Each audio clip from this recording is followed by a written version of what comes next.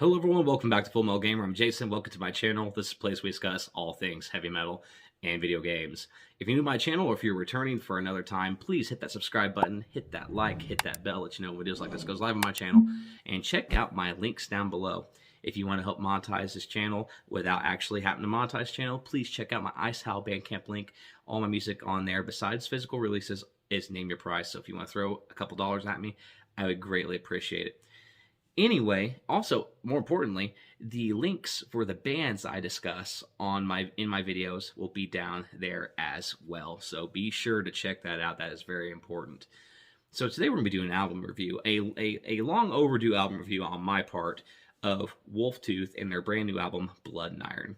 So Blood and Iron released back in December through Napalm Records, and this is their third full-length record. The first full-length record was self-titled, and it was released through Cursed Tongue Records. And then also their second, which was Valhalla, was released through Cursed Tongue and Ripple Music. And then their third one, they got picked up by Napalm. So I'm going to throw this out there before we begin. I actually know these guys in real life. I am friends with them. So this review might be slightly biased, but I am going to do my best to take a honest and productive look at this record. So I'm going to try to be as much as unbiased as I can, but there will be a bias. So just letting you all know. So I'm not going to do your typical kind of album review. I'm going to say this for the first couple times I do album reviews. I'm not going to do a typical, like, where people were like, they do track analysis and blah, blah, blah. I'm going to do something that's more familiar to me. I'm just going to talk about the artwork. I'm going to talk about the vibe and the feelings of the songs and how it made me feel. And I'll give any thoughts I have as we go along the way. So we're going to talk about the artwork first. So the artwork is some badass artwork. And I actually got the LP of it, and it looks even better on the gatefold. So keep that in mind if you happen to pick up a vinyl version of this record. It is badass looking. So the art was done by Serpent Tusk Studios, and Serpent Tusk has worked with some really cool people. I'll name you just a few people they've worked with. They've worked with Trivium, Mastodon, Parkway Drive, Fit for an Autopsy, Monuments, Arch Enemy, Caliban, As They Lay Dying, Unto Others, Thy Art Is Murder. So there's some really cool people this artist has worked with, and just having the LP version of it, seeing all the artwork, it is amazing. So like I said, big props to the artist on this one. Knocked it out of the park, 100%. So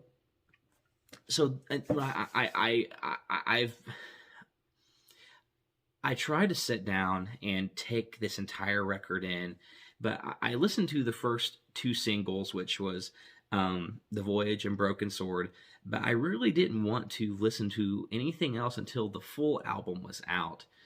Or what I mean by that is I didn't really want to listen to the singles until the whole thing was out, because I wanted to take it all in. I wanted to take this experience in, because I've listened to their first two records. I just love the experience of just experiencing it for the first time. And yeah, so I was really excited when the full album came out, so I could sit and just listen to it. So I love how the record begins. And the record, like I said, I'll say this every time, the first song always sets the tone for any record. And the way that they set this, they did a good thing. They did a good thing by exploring the things that they've done in the past, because the biggest fear of signing with a bigger label is, oh, are they changing their sound? And I think by doing Ahab, the first song, the way that they did really was like, hey fans, we are still here. This is still our sound, and we're going to do our best to try to keep you with us as we go down the rabbit hole as the band grows. So the vocals really carries a lot of these songs, and Chris is doing things that he on this record that he really didn't do in the other records. it sounded like he was going out of his comfort zone. And I know for people say he's a hell of a singer. I've witnessed it. He is a hell of a singer. And this sounded like he was really putting himself out of his comfort zone by doing the highs that he was hitting. It's just he succeeded in nailing the vibe and the tone. So as a song, as this, they do a lot of things that was familiar to them, but then they also did some things that was kind of different for the band. One thing I really love about Wolftooth is that they try to have an emphasis on the bass, and I kind of like that. Terry, he's just a bass wizard, and one of the songs that he really shines on is A King's Land. He has this really, really epic bass line where it's like, it's just like, that is such a hooky, just a funky kind of bass riff, and they let him shine in the verses. They let him shine, and it really adds a really cool tone to the record. Of course, then they go a little bit faster on some of their songs like Broken Sword. Broken Sword just has like almost like a thrash, it's like old school kind of heavy metal with a little bit of thrash in there. And then a lot of songs are kind of long, so they kind of have these long epic feels to them, and they all have really, really thoughtful twin guitar melodies. It really sings to your soul. For my liking, I kind of wish that they would have taken maybe tracks 7 and 8, which is Winter White and Garden of Hesperides, and maybe put them further up into the track listing. They're great songs, don't get me wrong, but I feel like the second half of the record kind of starts to die down a little bit. And while they're all really good songs, it's just, I was kind of looking for that big epic ta-da, like the record's is over, because that's what this band is. They're kind of big grand spectacles. It really didn't happen in this record. So it's kind of, you start off as a 10, and then you kind of end the record on a 7.